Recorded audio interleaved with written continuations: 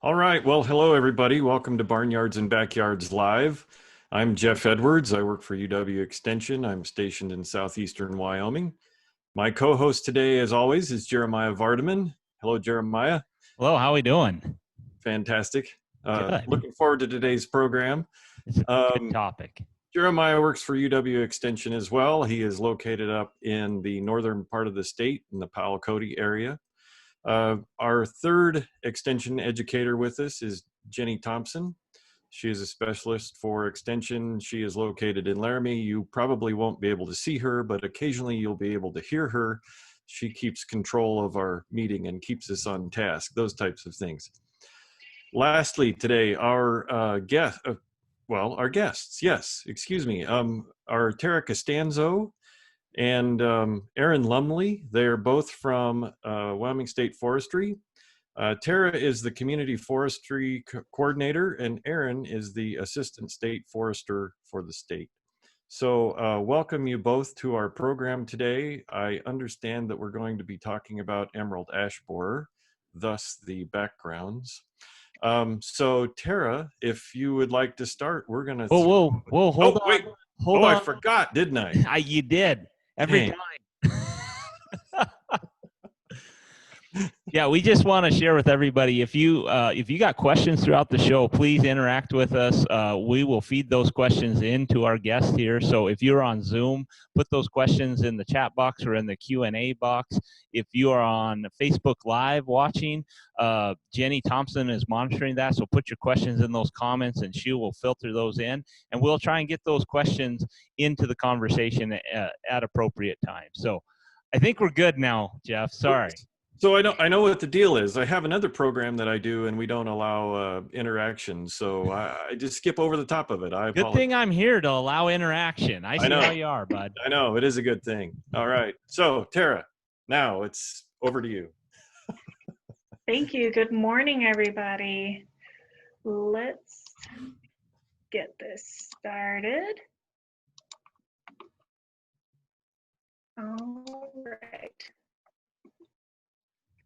All right. So my name's Terra Costanza. I'm the Community Forestry Coordinator for Wyoming State Forestry Division. I am located in Cheyenne, but I work all over the state. And today we're talking about emerald ash borer. Here's a quick overview of what we'll be talking about. We'll go over what the pest is, some lookalikes, the life cycle. We'll go over a brief history and what the distribution is in the U.S. We'll talk about the host tree, some signs and symptoms, what we're doing as a state agency with our monitoring program, and then we'll talk about what you can do as homeowners for treatments and management options. And then I have a good list of information and resources for you that Jenny will also be sharing with you either in the chat box or having it posted on a website or some other distribution system. So here we go. This is the emerald ash borer. On the left side of the screen is what the adult looks like. It's a really beautiful looking insect. It's a metallic green emerald color. Underneath the elytra, which are those hardened wings, it's a beautiful coppery purplish color. Tara, Yeah. if I may interject, are they always this green, or depending on the light or the angle of the light, does the color change a little bit? You know, I think in bright light and ideal photographic situations, you'll see this brilliant green color, but in, cloudy days outside under the bark, it's probably going to be a little bit duller in color, but it's going to be a fairly decent green color. Kind of Yeah. a coppery to green type of color. That's probably what you're gonna see. Yeah, on a typical day, you'll see a greenish color. Yeah, but it's gonna be that metallic color. And I mean, if you can imagine that size of a penny, this insect is, it's small. It's only about half an inch long. So it's not a giant insect like it's being displayed on your screen. Um, and the adult phase is not really the most important phase for the destructive part. The adult phase is not really what's killing the tree. What we're really mainly concerned for killing the tree is actually the larval stage. So on the right side of your screen, you'll see what we call the grub, and the larva is really distinct. It's got those bell-shaped segments. It's a really flattened grub. It's underneath the bark, and this beetle is what we call a flat-headed beetle. I believe it's a buprestid beetle. And that's just a classification in the scientific world. It's called a flat-headed beetle. And these larvae, they're the destructive life stage of the beetle. They're the ones chewing the cambium layer, which is underneath the bark. That's the layer of the tree that transports the water and the nutrients that feed the tree. So if there's enough of those larvae underneath the bark, that's what's cutting off the life source for the tree. So and again, Tara, sorry to interrupt, but no, these larvae are not very large. They're no, small too, right? So yeah, this image, this huge image that we're looking at on the screen, is nothing like what you're going to see when you're actually looking for them. right, yeah. So or seem to be blown up, right? Yeah. right. And they just look giant, right? Like the one over my shoulder, you know, they're not that big. That's Right. Right. Thank goodness. hopefully not, right? The larva in this image actually reminds me of what I think a tapeworm looks like. That's a big leap, Jeff. I know it is. Spend a lot of time thinking about tapeworms. No, I don't. Oh gosh. But yeah, it does. It has that pale color, right? And the segmented body. Yeah, definitely. Yeah. So I have an identification kit here, and it actually has a larva in some alcohol in a vial. And the larva is really it's about an inch to maybe an inch and a half long. So it's really not that big. Are And these identification kits available to the public?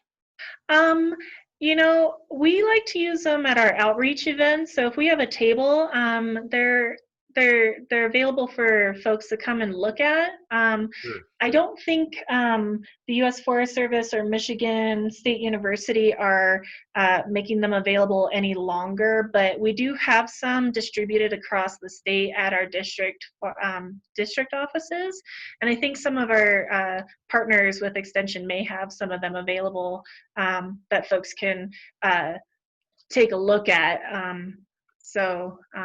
If folks are interested, they can call their local educational facilities to see if they have any. And I know that we have some that we'd be willing to loan out.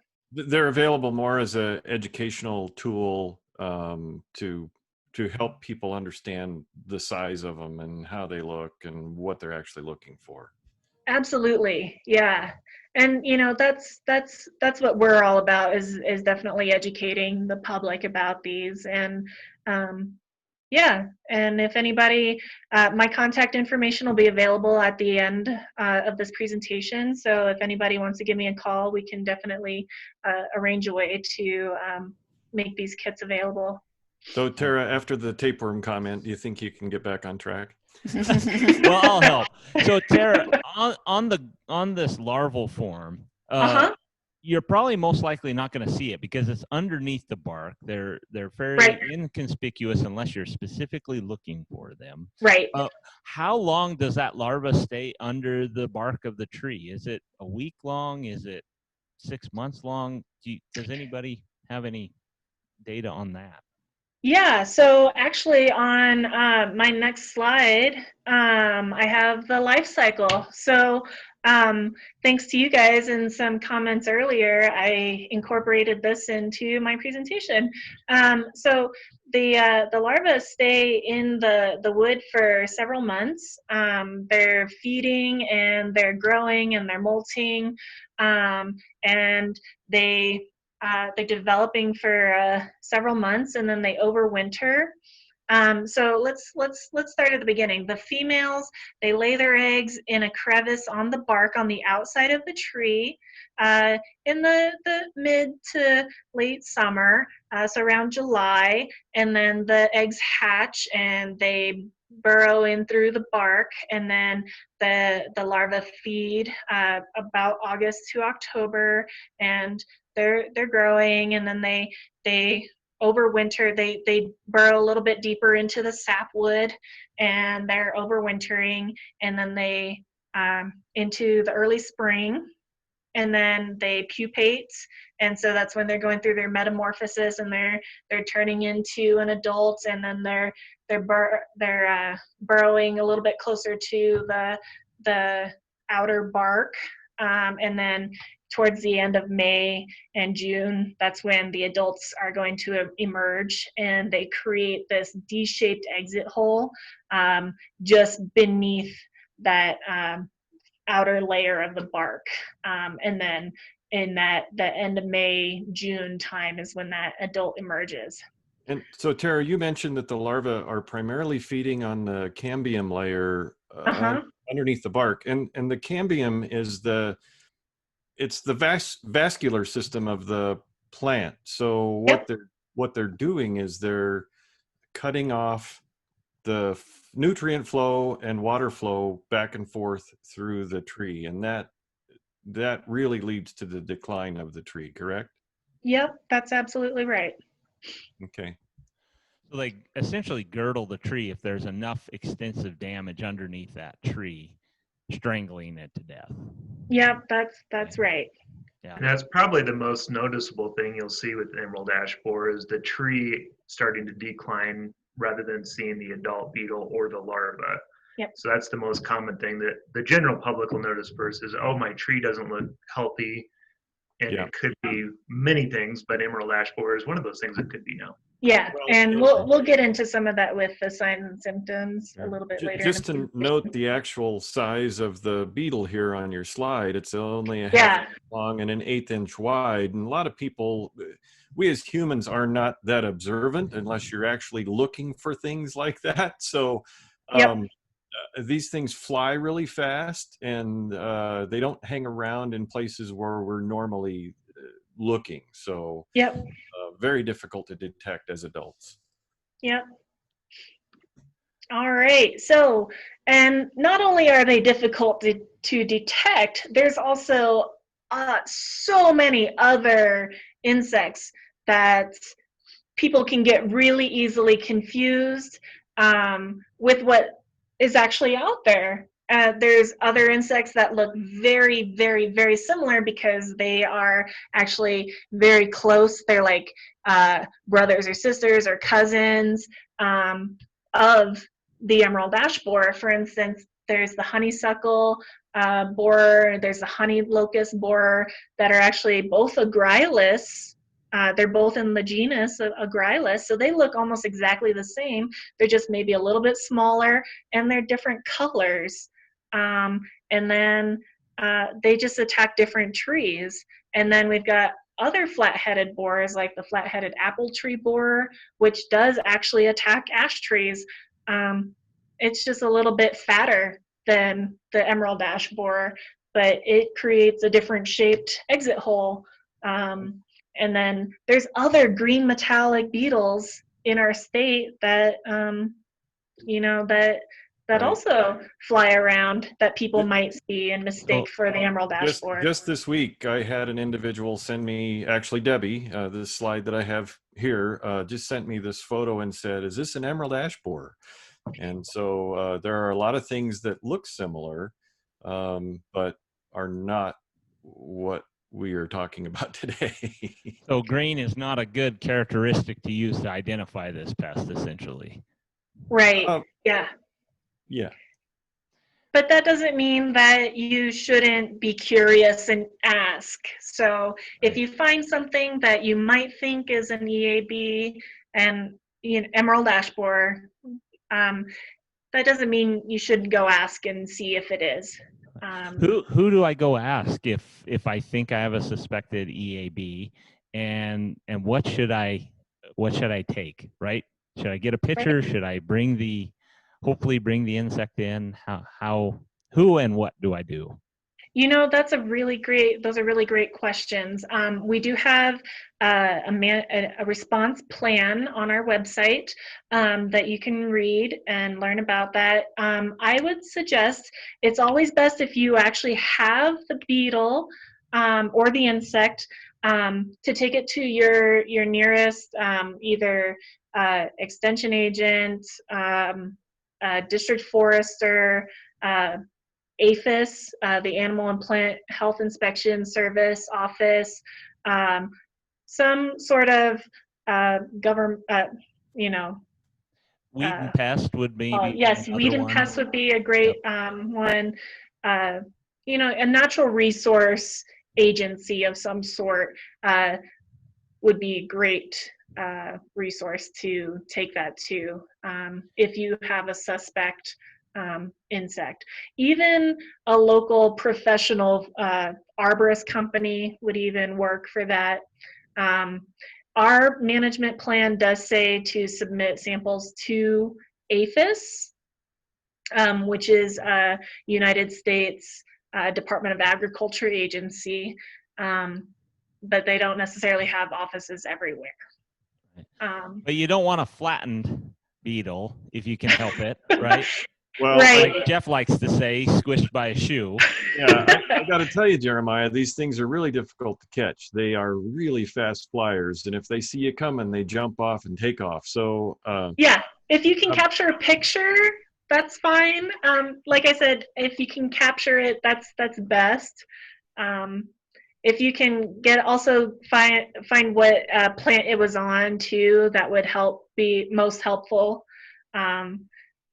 If you're a homeowner, just try to do your best to gather as much information as possible. Would really help us. More likely, it would be the damage. So they'd see the exit hole and they'd notice that their tree is starting to decline would probably be the most likely things folks would see at home, correct? Yes, and so gathering pictures, because obviously you can't bring your whole tree into your local office. Get the chainsaw, honey. I got to take this one in. Yeah. So, well, it's good to know what they look like and their life cycle and what they do. But so we're most likely not going to be able to see this insect unless we're doing some type of trapping or monitoring for them, which agencies are doing. But the typical homeowner is not going to be going to that infinite level usually. Right. But it's always good to, if you're concerned about it, it's always good to try to send these samples in and we can let you know what's going on.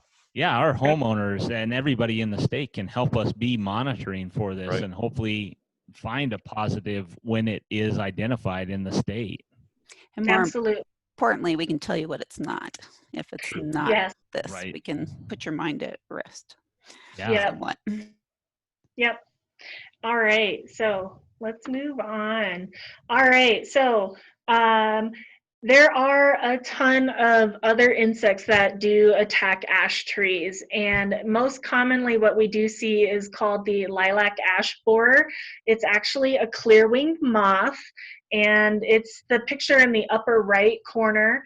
It looks kind of like a wasp, but it's actually a clear-winged moth, and what you'll see is the exit hole is kind of an oblong oval shape, but it's fairly big. It's about the size of like a pencil eraser, and they're fairly obvious exit holes. And sometimes you'll actually see the pupal case. Right. The pupa exuding. of that one. Yep. The pupa of that one actually gets stuck in the exit hole. Yeah. Yep. And then there's there's all these other pests. There's other beetles that Sorry, attack. Tara. I know Jeremiah is thinking he's just Yeah. just on the edge of calling me a geek. I know. Well, no. I'm just thinking I hate it when my pupil case gets too big for the hole. Yeah, I hate it when I get stuck. Yeah, it just. So inconvenient. But no, it's good to know, because we might see other holes in our ash trees, and it's not the emerald ash borer, right? We need to. That's one of the best ways to identify what is attacking our tree. Yeah. And so I just wanted to, make people aware that there are definitely other pests that attack our ash trees. Some of them, however, are secondary pests. Ash trees do tend to get fairly easily stressed, especially when we're in a drought situation. They will come in when our trees are stressed.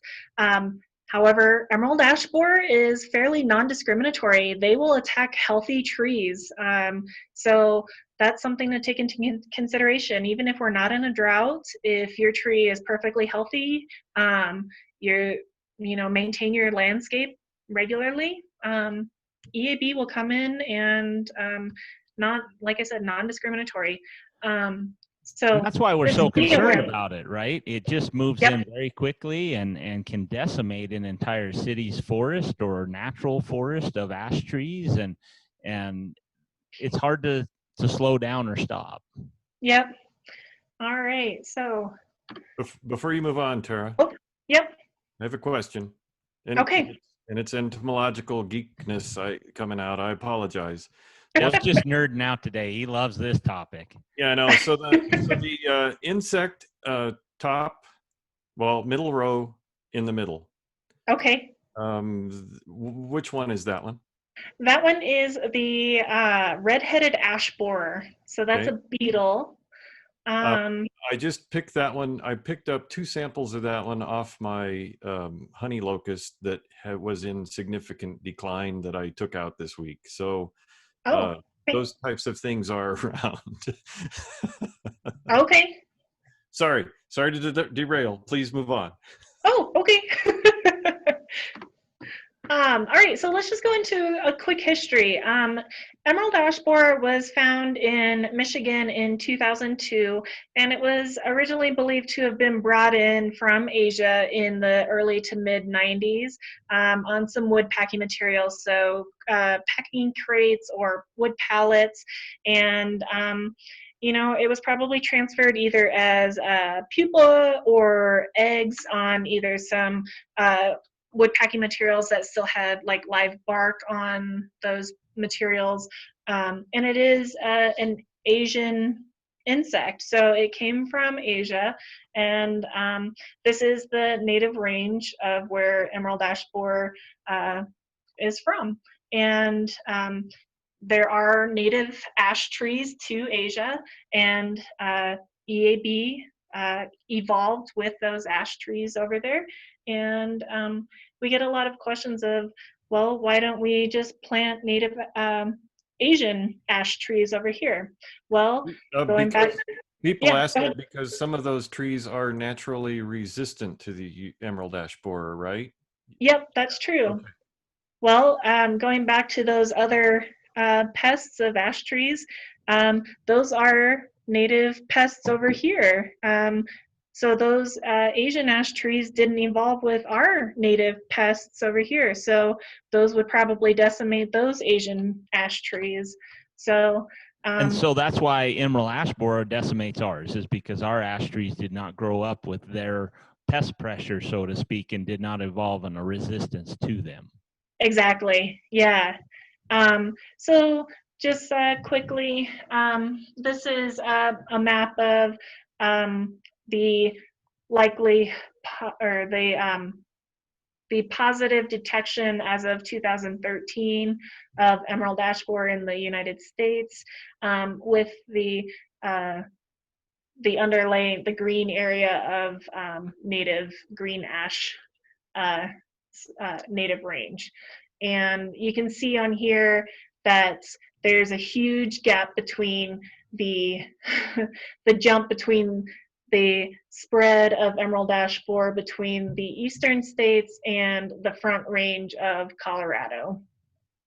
So basically where the emerald ash borer is in the red and yellow or orangish color, and then the layer in the background, that dark green, is where ash trees are prevalent in the United States. Do I understand the map correct? Yeah. Yeah, and so you can see that there is a little tiny part of Colorado that looks like it has some native range, even though it's really not native in Colorado. You'll notice in Wyoming we do have that northeastern quarter of the state that does have some native range of green ash, and so you got to wonder, how did it jump over the Great Plains into Colorado when there's not really any native range of green ash? And The answer is according to Whitney Cranshaw, some jerk brought his or her firewood from the east that had the emerald ash borer in it into Colorado, and likely it was in Boulder where that firewood settled and infested some ash trees in that city.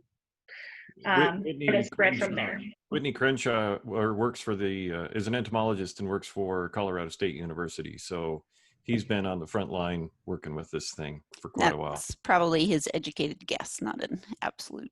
Right. Right. Yes. And so here's a map of the native range of green ash in Wyoming, and I'll be mentioning Colorado a bit just because our geography is fairly similar, our climate is fairly similar. What's not similar between Wyoming and Colorado is that we do have this area of native ash trees. However, Colorado does have areas of naturalized green ash where it was planted in the communities in Colorado, and then it was able to grow into like waterways, and then it just kind of proliferated and grew on its own fairly decently into those areas, and that's what we call naturalized. Even though we have this normal distribution of ash in Wyoming, we have many communities in the state that have chosen to plant ash trees in their community forests. So yep. It's the distribution of emerald ash borer wouldn't just be restricted to this northeastern part of the state. It could occur anywhere in Wyoming. Yeah, and yes, we do plant it, or it was planted very commonly in our communities because it does do very well in our climate and our elevation, and it's a great shade tree in our state. And We like any tree that will grow in our state. Yes. Yes. Well, and yeah. I think you mentioned earlier, Terra, when we were talking with you, that some people have the theory of like, we're Wyoming, we're hard and tough, and we have cold winters, and that's going to control most of our pests, right? But you were thinking and saying that with this emerald ash borer, that's not going to be the case. Right. Yeah.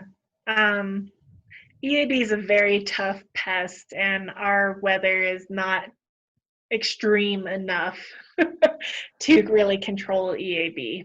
Well, and in the wintertime, they're living in a larval form underneath in the tree, and thus that tree has a big insulation factor for them and just protects them, and they're just in a perfect home against no matter how cold of a winter we have. Yes. Yeah. A lot of people thinking about living in Wyoming think that we have extreme weather, but it's not extreme enough to keep the emerald ash borer at bay. Right. Yeah. Yeah. Okay. Well, let's talk about ash trees. So ash trees are the host plant for emerald ash borer, and it's only true ash. So Fraxinus is the genus, and that's green ash, white ash, blue ash, black ash, Manchurian ash, any That's a whole lot of fraxinant. ash. Yeah. But mountain and, ash. but not mountain ash. Mountain ash is not a true ash. That's actually a sorbus genus. And so if you have a mountain ash in your yard, it's safe. That's actually a member of the rose family. So it's not a true ash. So you don't have to worry about that one. Well, it's safe from emerald ash borer. It probably has Yes. its own pests, right? It has with your mountain ash, you probably have to worry more about Japanese beetle, which is a whole other thing. Yeah, we're not even going there today. No. So most commonly, what we're going to see here in Wyoming are green ash and white ash. Blue ash and black ash don't really grow here. Occasionally, we might see a Manchurian ash, which is a variety of an Asian variety. And so on the left here, we see this is very typical ash bark. It's got nice kind of diamond shaped furrows. It's gray-brown in color. Sometimes you'll see a little bit of a tannish color, especially more on like the white ash. And as my dendrology professor said, look at that tight ash bark. I always really enjoyed that joke. And then in the image on the right, this is pretty typical of what you'll see in green ash. There's a lot of variability of how they grow. Sometimes they look great and sometimes not so great. I took this photo in Cheyenne last summer, probably closer to August. The one on the right, not doing so great. The one in the middle looks pretty good. And then the one on the left is already showing some early fall coloring. So who knows what's going on? There's a lot of variability with how they grow. So now, are these trees just stressed, or do they have the emerald ash borer in them? You know, I think these ones have stress. There was a lot of road construction going on. It was very, last summer was pretty warm in Cheyenne, so there could be heat stress, especially with the construction. I think we didn't get nearly as much rain last summer, so we had a little bit of a drought system going on. So it could be any number of things going on. The other part is to look at where they're planted, right? They're planted right next to the road. They're planted in that area that people call the hell strip between the road and the sidewalk. So they're all of these trees, they're really restricted on where their roots can grow and their ability to get enough moisture to keep them going. Yeah. Hey, Terra, we got a question for you. All right. So Don asked, we have a windbreak that was planted about 13 years ago. Lodgepole and spruce and chokecherry are in that windbreak. Should we be concerned about that? Concerned about emerald ash borer, I think is what the question is about. Correct, yeah. Should we be worried about our windbreak with this emerald ash borer? Oh, no. Not at all. Emerald ash borer only attacks ash trees in this part of the country. Your conifers are going to be fine. Your cherries or your you said chokecherry, right? Chokecherry, yep. Yeah, those will be totally fine. They're not. There's no risk with those in the emerald ash borer. Okay, and we have another question from Chris. What is the ash tree population in Wyoming? It is not as widespread as the Midwest, where it makes up about 30% of the tree species in some cities and hardwood forests. Does the lower population somehow reduce the risk of emerald ash borer? And if we need to address that question at a little bit later time, we can too. Well, It's an interesting question because of our geography. We do have that map that I showed earlier. We do have that native range, but we have such wide open spaces, and we have such great distances between our communities, and we have those plains that break up. You know, we have those wide swaths of open space between our communities. But you know, with regards to like the populations, some of our communities have really high populations of ash. I think we were talking earlier that Powell has like some estimations have upwards of 40% ash in their public areas. Other areas of the state have as low as 3% ash. And with, you know, our geographic breakdowns with like mountains breaking up our communities, the dispersal of our ash trees, you know, the likelihood of spread is really going to probably be human dependent, honestly, unless unless we have like a huge wind system that carries them Wait a over minute. the mountains. When don't we have a huge wind? Good thing But is I mean, it'll like- blow it all to Nebraska.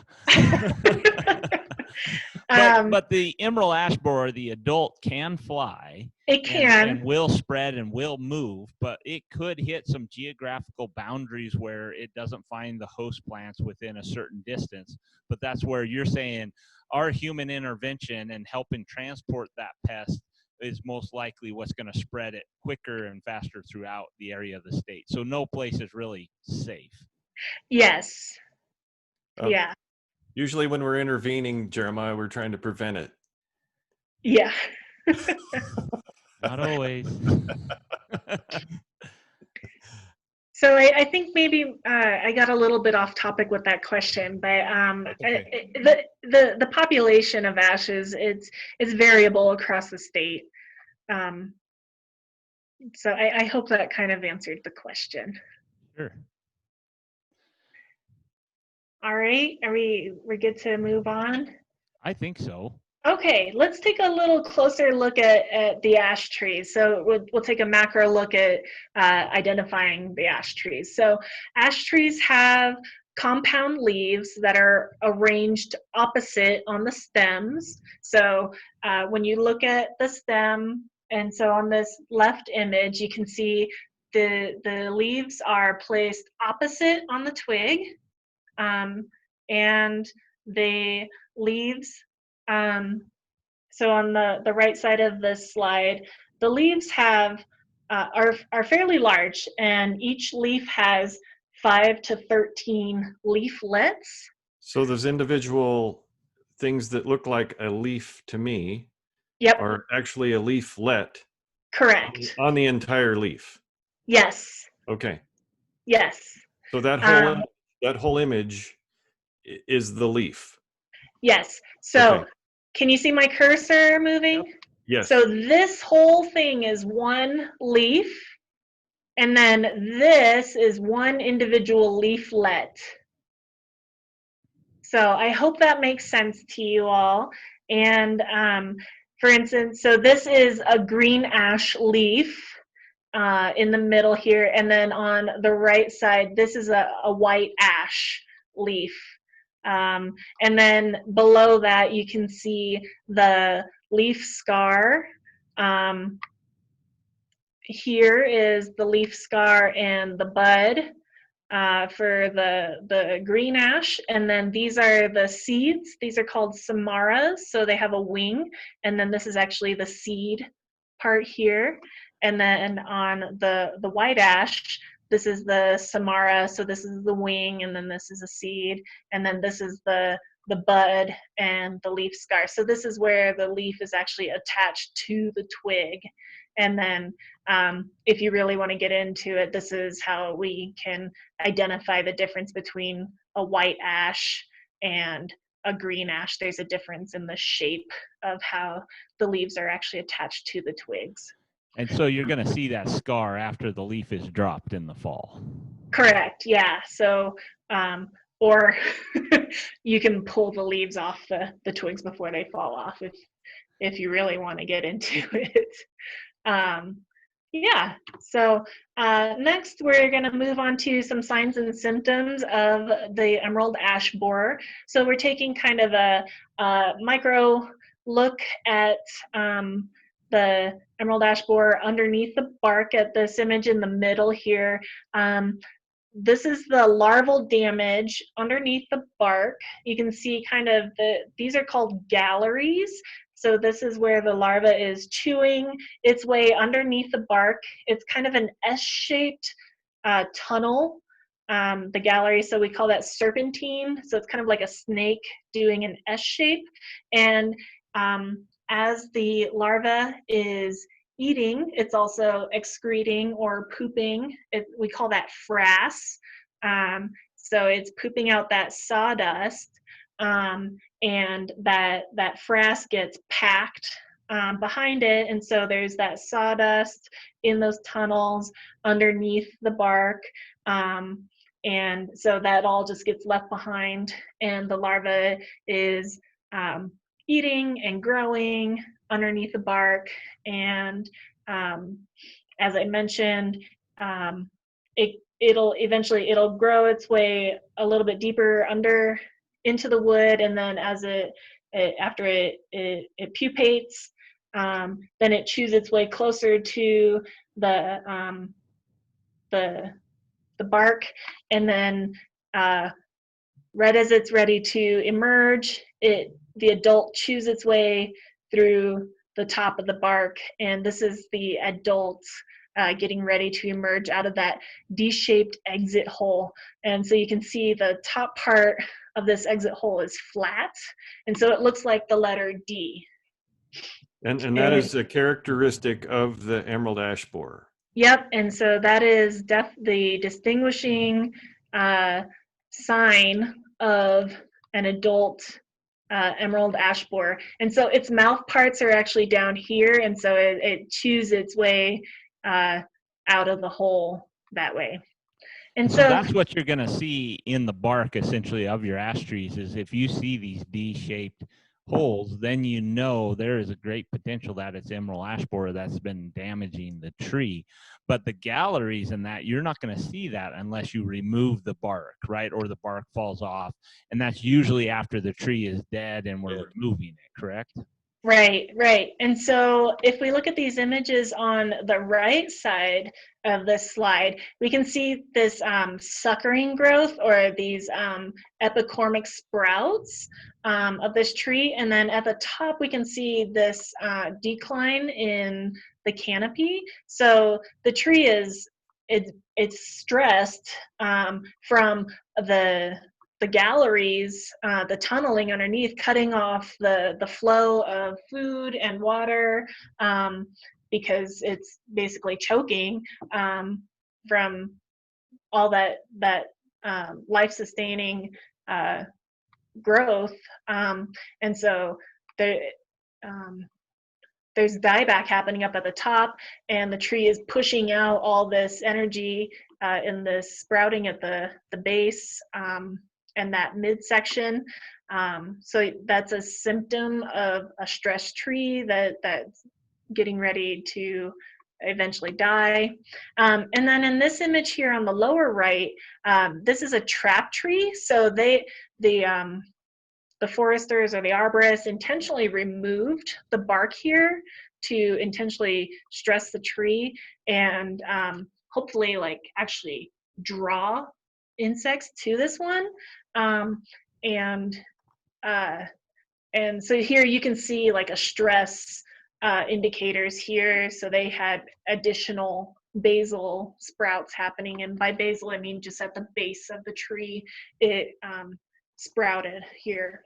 So the sprouting is just an indication of stress. It's not necessarily an indication of EAB, but if a tree was attacked by EAB, it would show stress symptoms like sprouting. Right. Okay. Terra, is there a minimum diameter of branch or limb that the emerald ash borer will attack? Not really. Okay. I think initially they had said something like 2 inches, but later on in research they kind of did away with that minimum. Yeah. But you'll Um, see them on the trunk, right? So it'll be a lot of those D-shaped holes would be on the trunk of the tree. later throughout the on, tree. later on, as the tree becomes more and more infested, I believe they start at the top and then they move down the trunk as the tree becomes more and more infested. You'll see it in the trunk. And that's also what makes it very difficult to find and identify the pest is when it starts on the top of the canopy. You know, we're not up there when, especially in mature trees that might be 15 foot tall or 12 foot tall or something like that. Yeah, yeah. And so here's some more typical infestation symptoms. So like I said, dieback up and towards the top of the tree, and it's not uniform dieback either. So you can kind of see these like sporadic branches are kind of dying back. Here, that because this is a smaller tree, the dieback is a little bit more uniform, but this tree was very young, so there's not a whole lot of material for them to infest. So this tree probably died a lot faster just because it was younger and didn't have like the defense mechanisms to survive longer. You'll also notice bark splitting. So when the tree as they're feeding underneath, that tree is starting to kind of dry out, so the bark will start to separate from the trunk, and so that's where bark splitting will happen. And then you might also start noticing more woodpeckers coming to your tree, and so you might start to notice woodpecker damage, so you'll start seeing holes in some of the branches, or if they have started moving down the trunk, you'll start seeing damage in the trunk. So as I mentioned earlier, as the pests came to Colorado, and just because our climate and our geography is a bit different out here than it is out east, with our lower moisture in the air and our lower rain amounts, you know, our trees grow differently. Our symptoms presented differently. So instead of, like out east, instead of seeing basil sprouting, we were starting to see more central trunk epicormic sprouting, and the early fall color was showing. We started seeing smaller leaves, lighter color leaves, and these were all fairly different symptoms than what they were seeing out east. But this is also similar symptoms to what you see when a tree is stressed from our other native pests, from drought stress. So, you know, when we are presented with these symptoms, you know, we might think there's other things going on, which also makes it really hard to detect emerald ash borer. So we might look at a tree and be like, oh, that's just drought stress. So, you know, just another complicating detection factor with Right, and emerald ash understanding what borer. that stress really is the key to it, right? Assuming, Yeah, yep. I mean, that's kind of our first indication out here in the West is, oh man, it's drought stress. That tree needs more water. That's the first thing we usually jump to, and there's nothing wrong with that. But definitely take a closer look to see if there's maybe something else affecting the tree. So, and Terra, just to clarify, we don't have any record of emerald ash borer in Wyoming yet, right? Correct. It has not been officially detected in Wyoming. There have been some folks commenting. I've heard people say that they do believe that it has been seen in Wyoming, but it has not been officially documented or detected in Wyoming yet. Okay, until we get a positive specimen Correct. from somewhere, either a trap or someone bringing them to A probably piece of wood to you or guys, something. Yeah. right? Yeah. Yeah. Okay. Yeah. Yep. All right. And so just like I was mentioning before, we're probably going to see very similar symptoms to what they see in Colorado. Crown dieback, slow dieback, bark splitting, and it's going to be really hard to detect it just because of all the similar symptoms that all the other things that I've mentioned already, drought stress, other pests, just because, you know, our climate is already really tough on our trees in general. Yeah. All right, so moving on to a different portion of the presentation.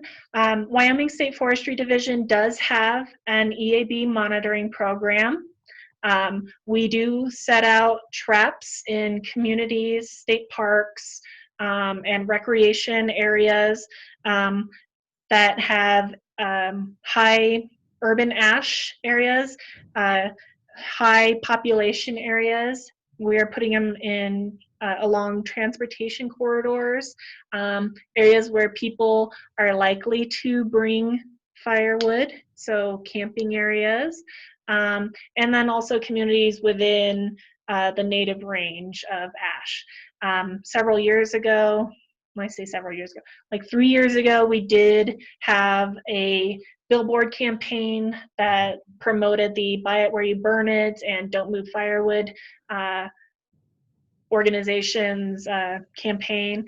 Maybe some of you have seen those. I know I saw it every day when I was commuting for work along the Colorado border.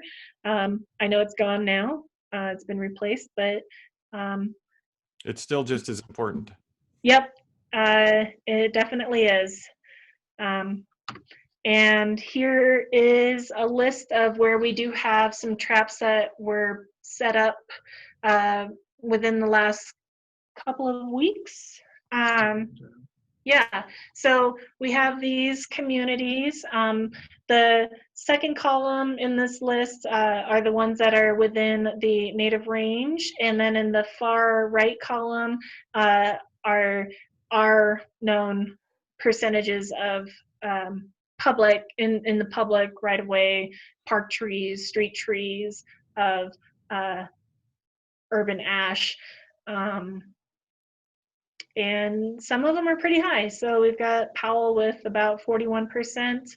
And then we've got Jackson with like 3%. So some of them, there's a wide range of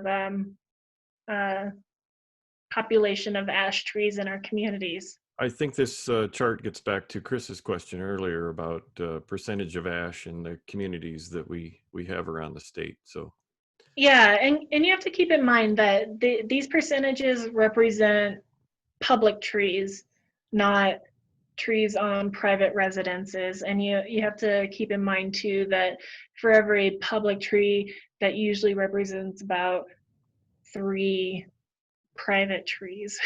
okay, So yeah. You can So- usually multiply that by about 3. So the total percentage in a community forest, meaning that public lands and private homeowner lands, could be significantly greater. Yes. And then these two graphics on the left side of the screen are infographics for the public. When we put out our traps, if you happen to be in one of the areas where we put up a trap for this monitoring program, be like, hey, why is there a string of funnels hanging out in this tree? Or why is there this little green piece of paper strapped to this shrub? Just to educate Or some folks poor on. little kid lost his kite. Yeah, or there's a purple sticky box kite in this tree. Like, just a fun, graphically interesting infographic, basically, to educate the public about our monitoring program. And if they see something like that, if you see one of those up in a tree or something, don't move it. It's a trap there. It's for monitoring purposes. People are watching it and noting what is trapped inside of those. And so this is our detection ability or monitoring service that we're utilizing to try and find something like emerald ash borer. When is it come in the state and where, and at what point? And then we can hopefully educate the public of how to reach out and protect their trees. Yeah, and it's got our contact information on it. It's got a QR code to the website. It's not only emerald ash borer, it's also gypsy moth, which is another really destructive invasive pest on it too that we also monitor for. And there's nothing dangerous in these traps for humans or pets, so it's mainly just an insect trap itself. So it kills insects, but no harm for humans or pets. Yeah. Great. Yeah. And then just for everybody's information, there is we do have a response plan on our website, so that's available for the public to access as well. And it was recently updated. I have the old version on this presentation, but our forest health manager just updated that recently, and it should be available soon if it hasn't already been updated on our website. Great, and we'll put a link to that website on our Barnyards and Backyards live website too. So people at the end of the show, we put all our resources up there for you, so you can easily reference those. So we'll try and put a link to this website for you, so you can easily navigate to it and get to it. So yeah, that's great to know. Yeah, and I have a whole list of so many resources for everybody that I sent to Jenny, and so she'll make those available for everybody too. All right, so moving on to homeowner decision. So what do you want to do with your tree when it comes time to make decisions? And I just want everybody to know that I'm not telling you what to do with your tree. This is all just information for you to make an educated decision when it comes time for you to make a decision. Everybody has options. You can treat your tree.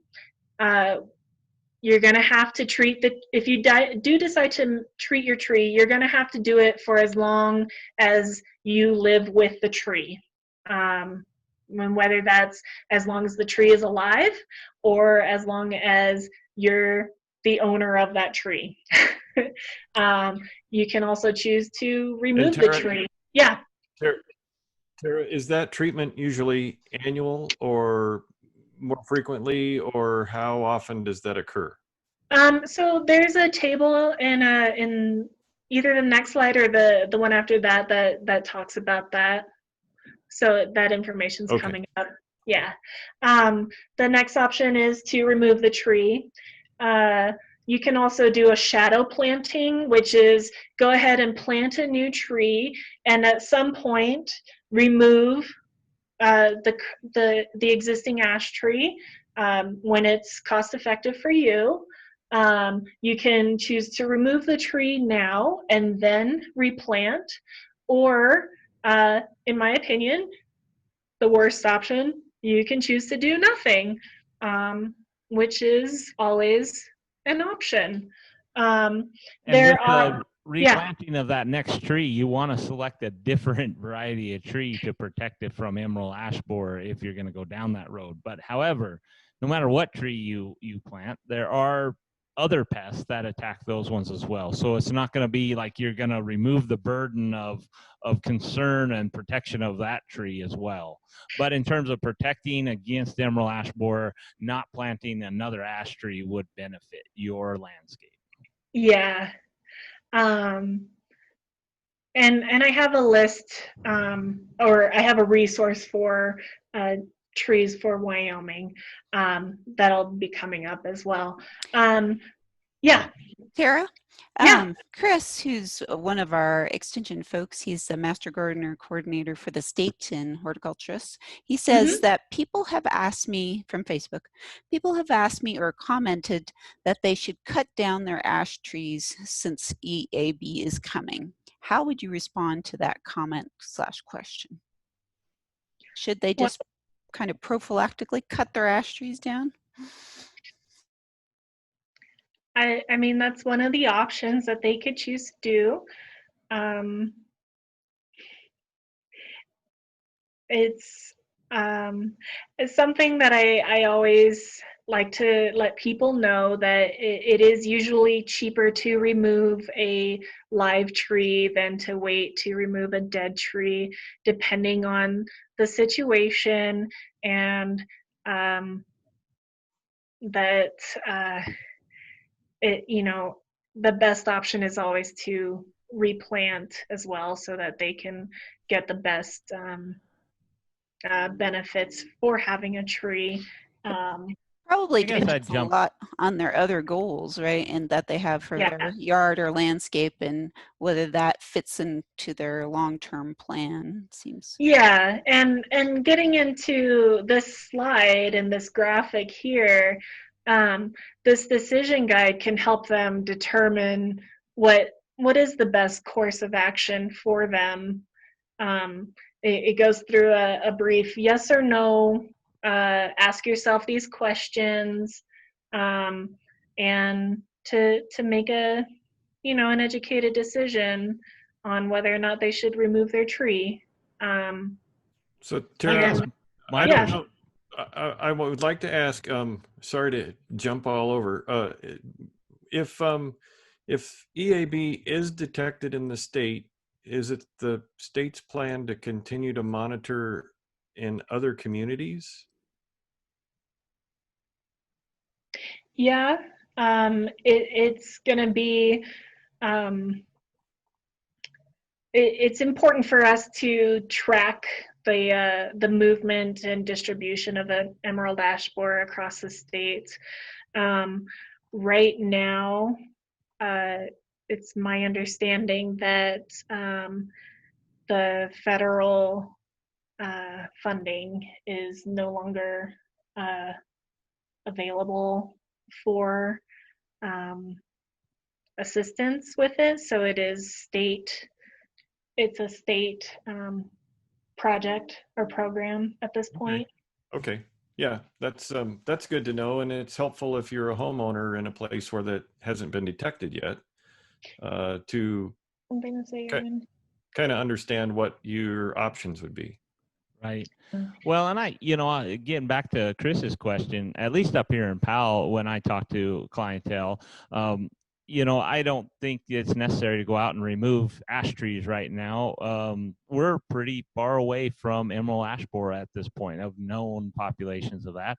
But if you have an ash tree that is weakened and is not healthy at this point, and you are looking at removing it, we are encouraging people then to start selecting a different variety of tree or type of tree just to eliminate that, because at least from what I'm hearing, it's a matter of time when the ash borer will get spread around.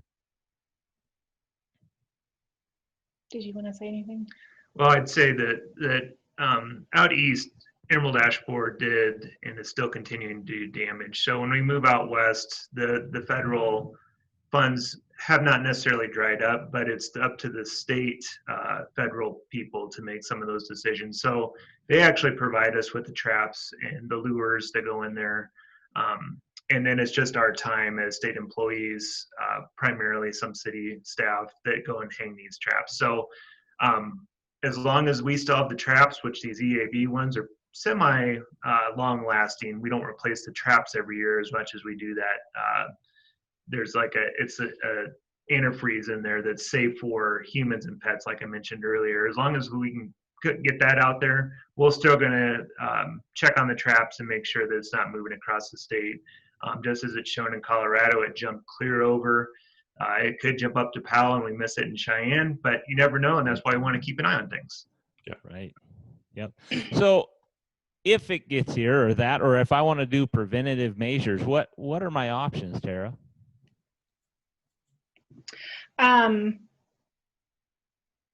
That's a good question, and we are going to get to that, I think, on the next slide. So, oh, well, maybe it's a slide after that. So There's a publication out there that Colorado State University Extension put out.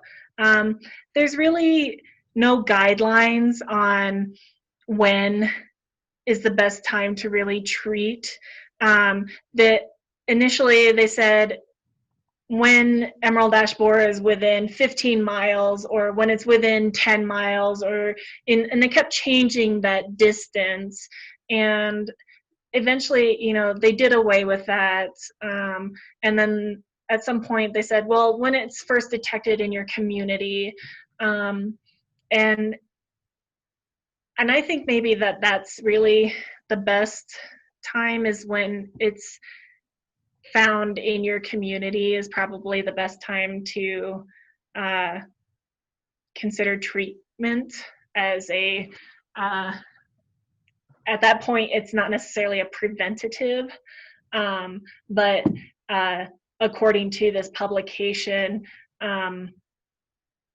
as long as the tree has less than 30% of damage, it's possible for the tree to recover with one of the chemical treatments that we'll get to. I think it's on the slide after this one. Sure. Well, let's do this slide and we'll go to that topic. Okay. So when you decide that you want to replant, here are some great tree options to consider. And the State of Wyoming Forestry Division has these publications available. The Wyoming Tree Owners Manual has a really great comprehensive pamphlet that goes in how to plant trees, how to prune for structure on young trees. Trees for Wyoming it's really just that. It's a great list of trees for Wyoming. These were published and created before Emerald Ash Borer was really a concern out here. So the first 3 trees in either of the lists that are in these publications are ash trees. So when we do get around to the next printing of these, which should be coming up within the next year, we will remove those from the list. But if you get one and it still has ash trees on the list, just disregard that. But all the other trees on these are fairly good. And like it was mentioned earlier, every tree has its considerations and they do all have pests of concern. So you do have to weigh your options and consider the pests that they have. Some have more, some have less, and it's always a gamble with what's going to come and what's not. So Terra, folks should know if they go to the Barnyards and Backyards website and they click on landscaping, there's one that says there's a subheader that says trees, choosing them. So these publications are both linked off that section along with some extension publications as well, and those will probably list ash as well, so people need to take in mind that that's probably not a recommendation at this point. Yeah, and just so folks know, we haven't put out any sort of mandate that says nurseries can't sell ash trees. So if you go to the store, the nursery, you might still see them for sale, especially at like big box stores. They don't know what they're selling. So just keep that in mind. Be self-educated, know what you're purchasing. And if you see an ash tree for sale, don't buy it. That's what we're all about here. We're here to educate you so that you can make the best decision.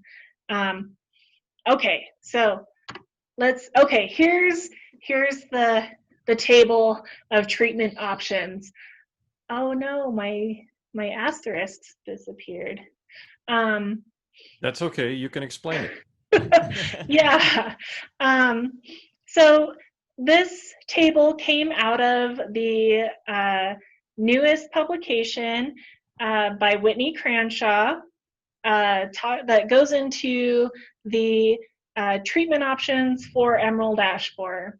It's a really great publication. It's a quick read, and I don't want to go into, oh, there's the asterisks. They're there. They're in the second column. I see them. Okay, so these 4 chemicals have been shown to be effective in treating ash trees against emerald ash borer. They come in different different forms, whether they're a soil drench, soil injection, trunk spray, trunk injection. Only one of them is available for homeowners to purchase. The other 3, which are the lower 3, these 3 are only available for professional application. And they all have their different life stages that they're effective on. They all have their optimal time of spraying or their effective time of application. And then this column says when they're best or how frequently they have to be used. 2 of them have to be applied annually. 1 is good at least every 2 years, and then 1 of them actually has been shown to possibly be good up to 3 years. One of I think one of them is actually derived from neem tree, and I believe it's the azadirachtin. Yeah, azadirachtin is derived from neem. Yeah. The first 2, the imidacloprid and the dinotefuran, are neonicotinoids. So if you are concerned about the potential for pollinator issues, just know that those are neonicotinoids. I don't want to get into any politics about that, but just know that dinotefuran and imidacloprid are neonicotinoids, but the emamectin, benzoate, and the azadirachtin are not.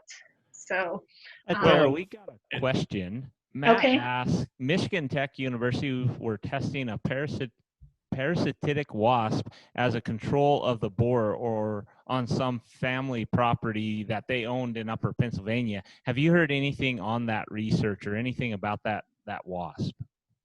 Well, I know that the USDA has released 4 wasps, and they each attack different life stages of emerald ash borer, and they've been shown to be effective to help manage populations of emerald ash borer.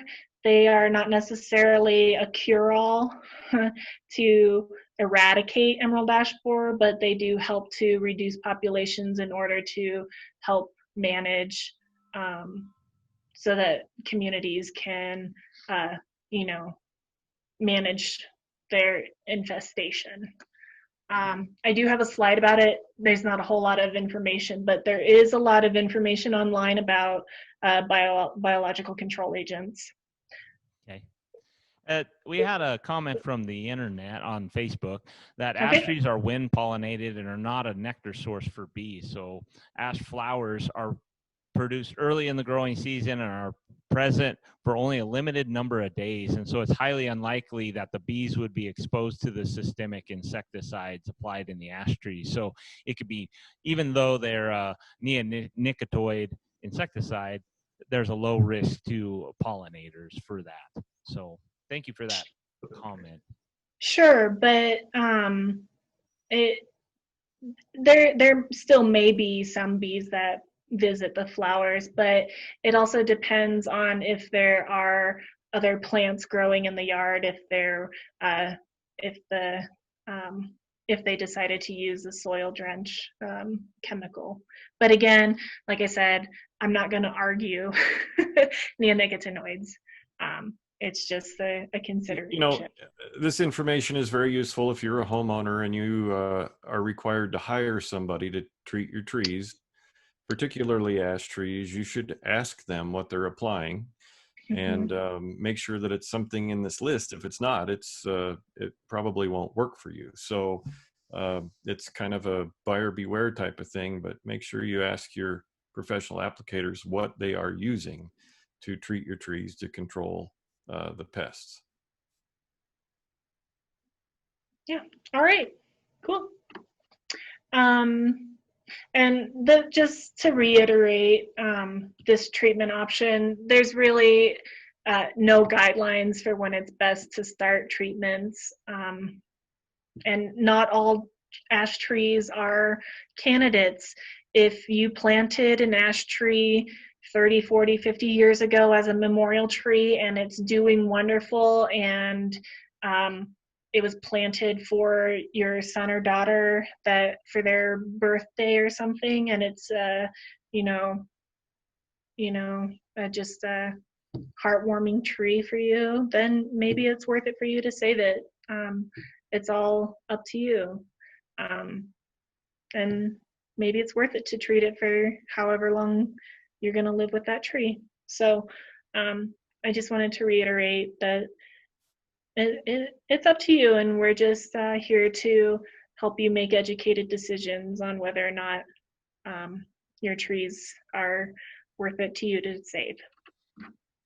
Like I said, not a whole lot of information on biological control agents on my end. There is a lot of information out there on the internet. You can do all your own research. I know the Colorado Department of Agriculture has a whole ton of information about these biological control agents. I think they're really neat.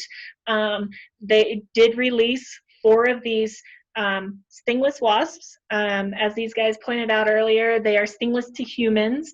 But they do attack the different life stages of the emerald ash borer. So some of them lay eggs on the egg phase, some of them lay eggs on the larval phase, some of them lay eggs on the adult phase. They're pretty awesome. And they have actually been able to establish populations in Boulder, Colorado. So that's pretty fantastic. And again, it's not a cure-all. They're not going to save Boulder ash trees from emerald ash borer, but they're pretty cool. And I mean, look how tiny those are.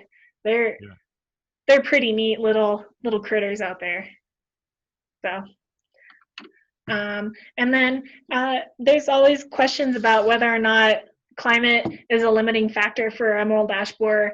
You know, it has to be so cold for so long to really be able to kill emerald ash borer larvae, especially when they're under the bark. If they're in the sapwood, you know, if they're 2 inches under the bark, it's got to be so cold to kill the larva, or it's got to be so hot to kill the adults before they can lay eggs. Yeah. It's just not realistic. I mean, if it gets that hot, us humans are gonna have some issues too, honestly, if we're gonna think climate's gonna be a limiting factor for these insects. Honestly, the biggest threat, and it's right there underlined in the big font, transporting firewood is really the big factor here, is the biggest thing. We need to not move firewood, honestly. That's what's really going to help us reduce the likelihood of spreading emerald ash borer in Wyoming. Just be smart. Don't move ash firewood. Don't move trees when they're removed. If you cut down an ash tree from your yard, I really don't want to see ash trees in the landfill. You can mulch it. It's been proven to double chip it, grind it through a fine filter, double grind it, use it for mulch. Or if you want to be able to use the wood, remove the bark and the sapwood down like 3 inches, and then use the heartwood for products. And I think that's gonna wrap it all up. Here's the resource list that I shared with Jenny. and she's going to make all this information available for you guys. And if anybody has any questions after the presentation, this is my contact information. If there's any questions about our monitoring program, Harrison Brooks is our Forest Health Program Manager. That's his contact information. Please feel free to contact us. We're available. We're here to help educate everybody. And that's what we got. Very good. Jeremiah, I think you're muted. Still muted. Still muted. That's handy. There you Now that you're back now. Yeah, so thank you, Terra, so much for joining us and bringing that to us. Really some great information and everything. So with that, we're going to end the show. I don't see any other questions lingering, and so I think we're all set. But thank you again so much for your time. For those that have joined us, we've mentioned the Barnyards and Backyards website. Jenny's sharing it now, and you can get on that URL there on that website, and there's a list for the Barnyards and Backyards live shows. We have a website there for that, and it shows the schedule of future shows and also recorded shows. So a show like this, we have recorded it. We're going to post it back up there here shortly, and you can watch it again if you missed a part of it or if you want to share it out with folks. So also the resources that we talked about, those links and great resources that Terra has provided us, they'll be on that website as well, so you can easily find them and get access to them. Also, Jeff mentioned, we've mentioned several times, reach out to your resources to you, the Weed and Pest Office, and that. One of those is the Forestry Division here, so they have offices, district offices. Is that correct, Terra? Mm-hmm. Throughout the state, so you can contact them. The other thing is reach out to your local extension office. We have an extension office in each county of the state and one on the Wind River Indian Reservation. So please reach out to us. We'll do the best we can to help you or connect you with resources.